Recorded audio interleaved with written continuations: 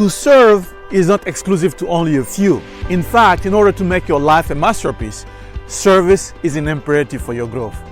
I am Coach Saul. Welcome to our Performance Edge Weekly Wisdom, where spirit drives performance.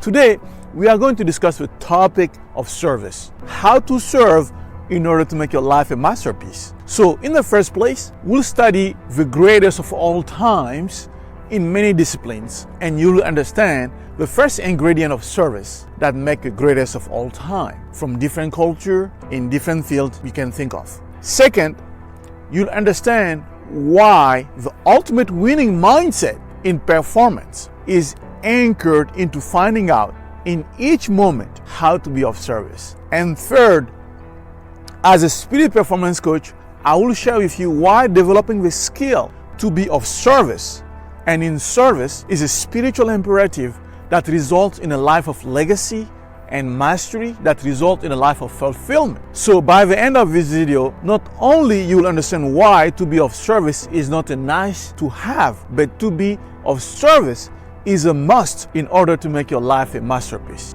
And guess what? The bonus, if you stay till the end, you will understand most importantly why to be of service is a governing principle that maintains life itself, and why it's a governing principle for higher order within universal laws. You ready? Let's look at all the major outstanding legacy that made a difference in our recent history in the different fields. Not only you are going to understand why anyone you can think of that you consider the greatest of all times, regardless of a background or culture, they had a secret drive for service, whether they knew it or not. And I'm going to show you how and why. So I will show you why that understanding leads to higher performance. Now, I need you to think about anyone that you consider a master in the field. I'm going to pause and I hope you find yours. Please keep that person in your mind for now. And to illustrate the point, let's look at major fields in leadership, in business, in art, in sport, anyone that you consider the greatest of all time. I need you to think about it. You got one?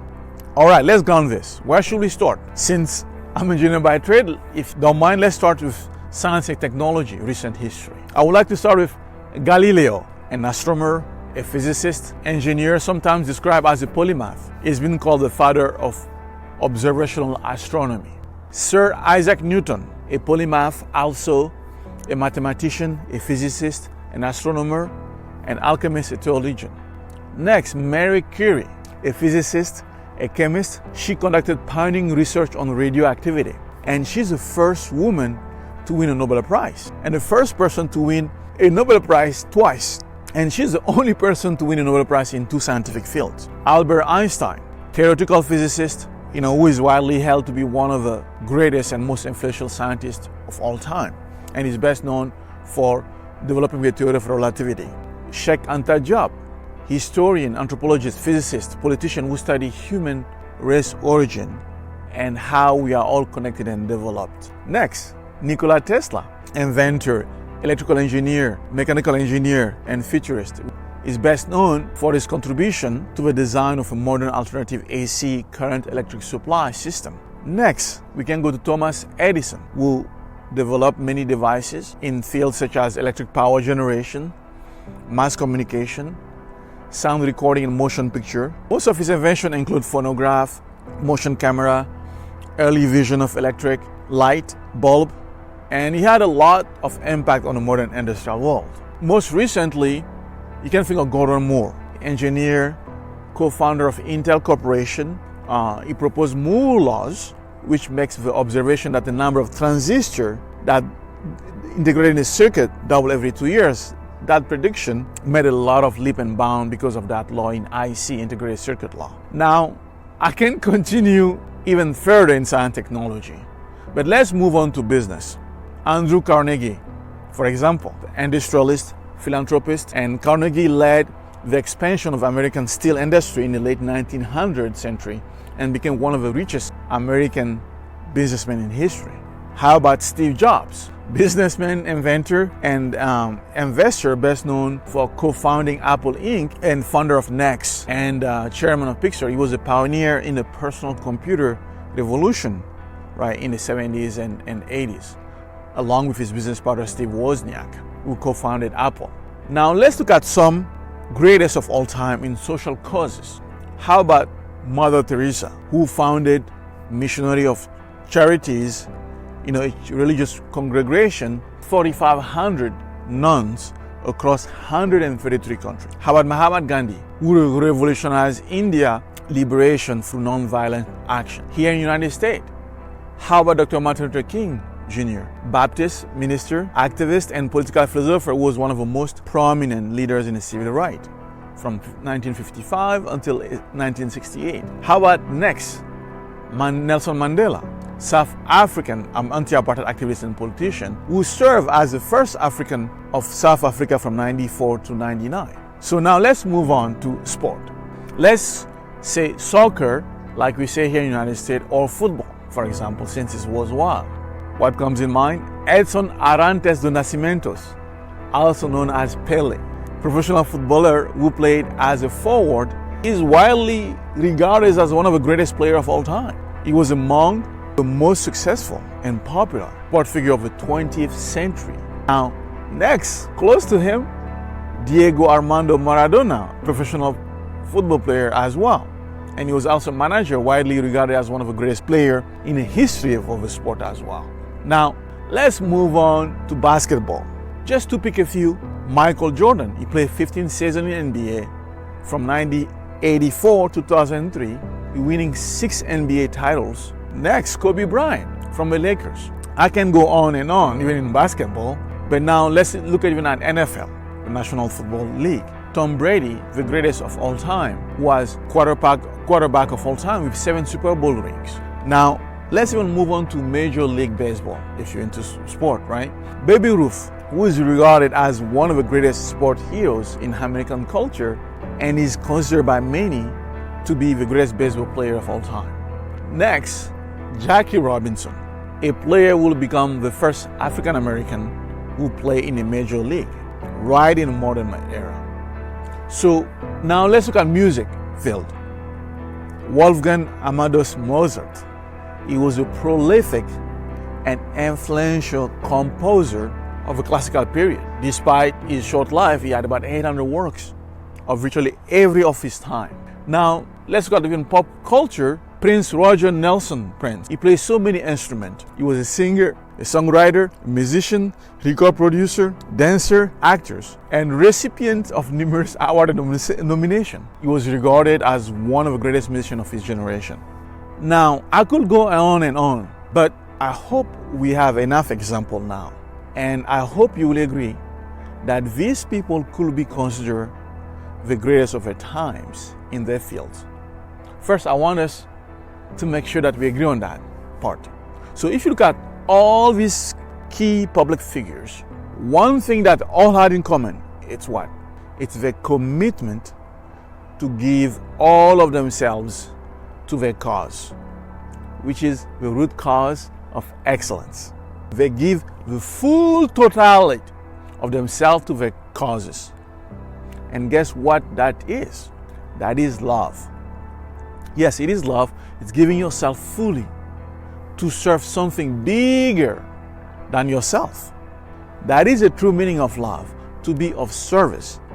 The act of love, not lust love, but love with big L, is that same act of service or love that parents demonstrate when it comes to their kids or grandkids.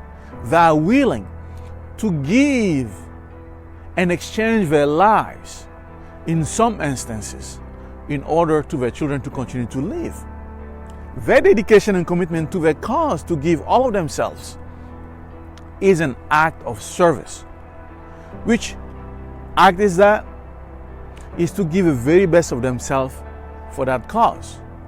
Not a quarter of themselves, not half of themselves, but every inch of themselves was to put all of themselves in their cause.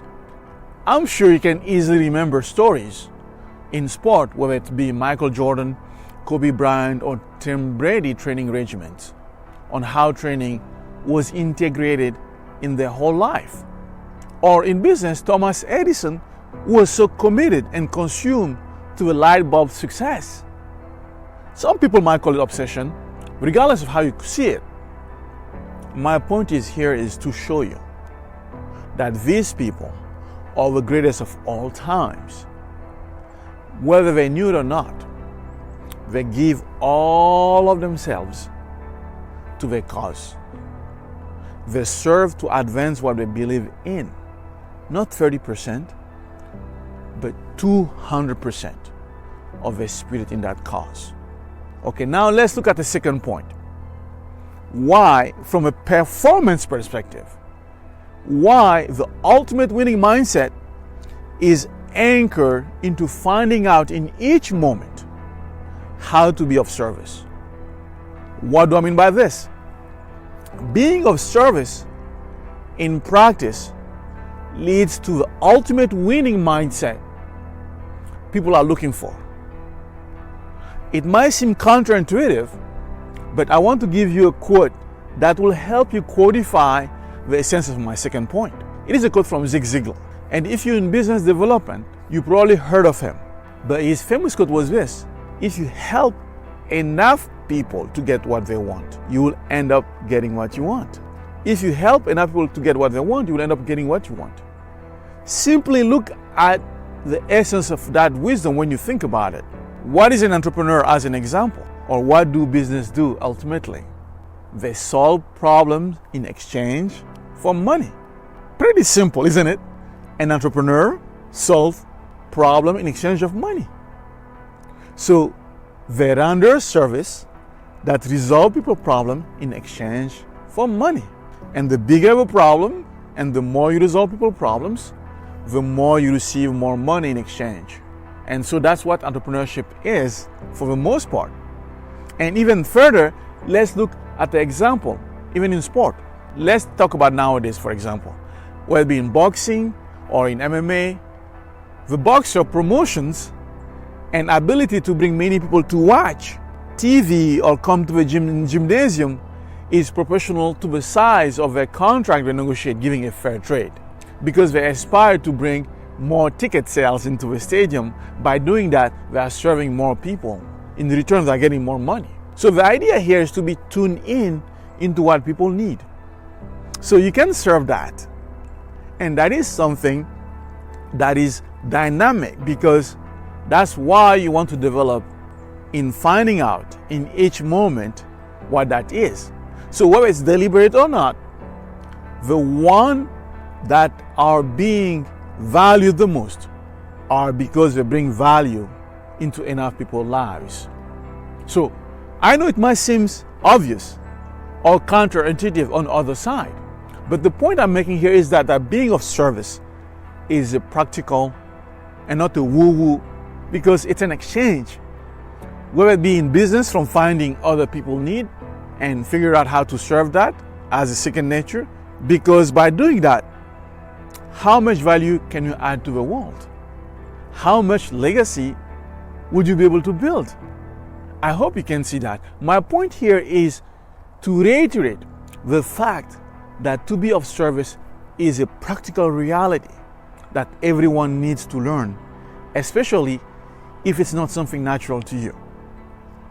It's something that you can learn and be trained in.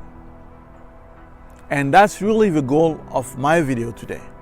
Now let's move on to a third point, which is my favorite: the aspect of service as a spirit performance coach. Why to be of service is a spiritual imperative that sustains life itself and that sustains higher order within universal laws. Let's take a step back. Let's look at nature. As you can see, I'm here in nature. That's why I love nature. You can learn so much just by observing and by being with it. In life, in the universe, nature is balanced through the animating force that sustains life itself. And guess what? The animating principle that allows balance and harmony in the universe is service. And you will see also why it's love with big L. So let's look at nature. Let's look at the different kingdom we have. When we look at the ground, we have the mineral kingdoms, the rocks and earth itself. Then guess what? We got the trees, the vegetable kingdoms. Then what? We have the animal kingdom, and then we got the human kingdom. As an example, let's zoom out and let's look at the food chain. That you got stardust and mineral and sunshine that nourish and serve the plant and the trees. So the minerals and the sun are serving the plant. The mineral and sand serve the grass. Then you have the herbivore kingdoms. For example, you got the deer, the rabbit eating that grass. So we could say that the grass is serving the rabbit. And then you got the carnivore kingdoms, where animals like lions eating a deer or rabbit. So you could say that the deer or rabbit serving the lion. And of course you have a human on top of that food chain. But what is important to notice here is that they all go back to dust, to the ground, and back again into life. Through that perpetual balance, serving each other for the greater balance, where each thing plays two roles at the same time. On one hand, it is complete by being one with itself, but also on the other hand, it is incomplete as a multiplicity, so it can complete the whole. So all in one, one in all. So if you can see the point, the animating principle that allows balance and harmony in the universe is service. Each element is serving each other for a greater balance. Even in the human kingdom, parents give their lives to babies. Why? Because the old has to make space for the new. A simple example is the acorn has to dissolve in its physical form and serve so that the oak tree can come to life and produce more acorn again. So it's that perpetual balance that sustains life. That animating principle that allows balance and harmony in the universe is service, because each element serves each other for greater balance. Because each element is incomplete and at the same time completing each other so that that greater balance is done. Now, the bonus, I'm going to dive deeper to the next level in the realm of invisible.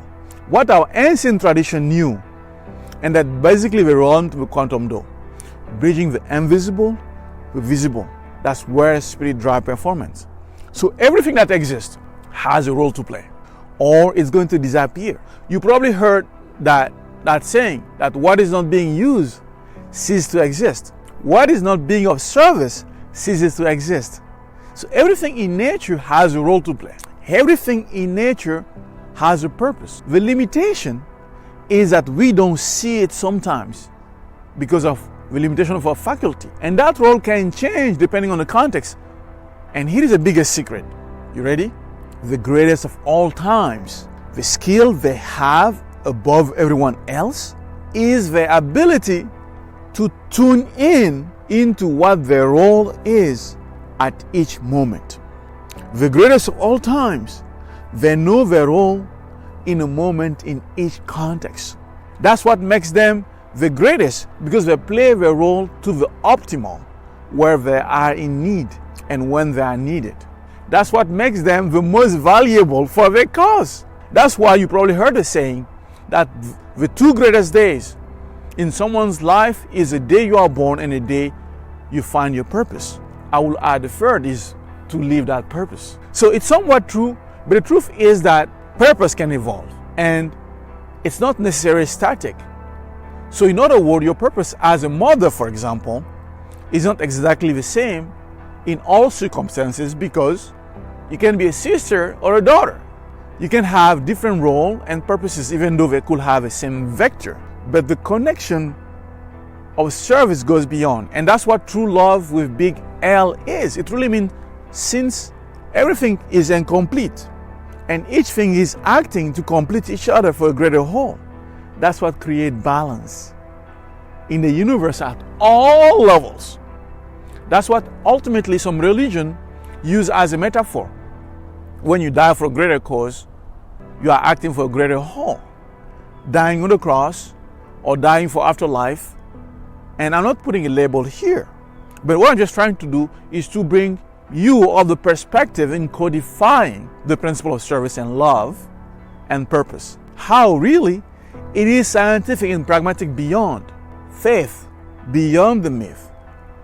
It's a fact, because if you're able to see that what is not being of service is to exist, you can see that everything in nature has a role to play. It has a purpose. And it's just a limitation that we don't see it sometimes. And that all can change depending on the context. And yes, so I can keep going on and on. But I want to make sure that we have closure in this video. And if you want to know more and continue this conversation with me, please sign up to our brand new community, Performance Edge Weekly Wisdom, and you get access to more tips and relevant answers to your real problems. The link is below. And also, if you have any specific issue you want me to address, you can submit them in the comment below at www.thequantumgrow.com/video. And before I leave you today, I just want to recap, because this is really a relatively long video, but it's really an important one.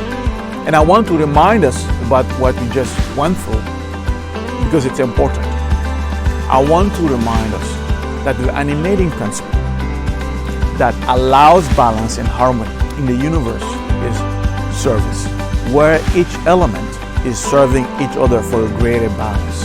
And to make your life a masterpiece, like the greatest of all time, in many fields as we looked at, in all culture, they have a secret advantage, which is the first ingredient to their success, whether they knew it or not. It's a commitment and love to give a full of themselves into that. And second, what we reviewed was from a performance and pragmatic perspective, while the ultimate winning mindset of being of service is a pragmatic skill to learn, which is anchored into finding out in each moment how to be of service, because as you serve something greater than yourself, you get elevated. And in the third point, where we saw that while developing the skill to be in service is a spiritual imperative that results in a life of legacy, mastery, and a life of fulfillment. Now, don't forget, failure is a necessary prerequisite to human excellence. And I hope you find your way to serve and to be deliberate in finding that place on how to be of service. With that said, I hope this serves you today, and I hope I was of service. Till next time, live your truth. Now, Coach Show out.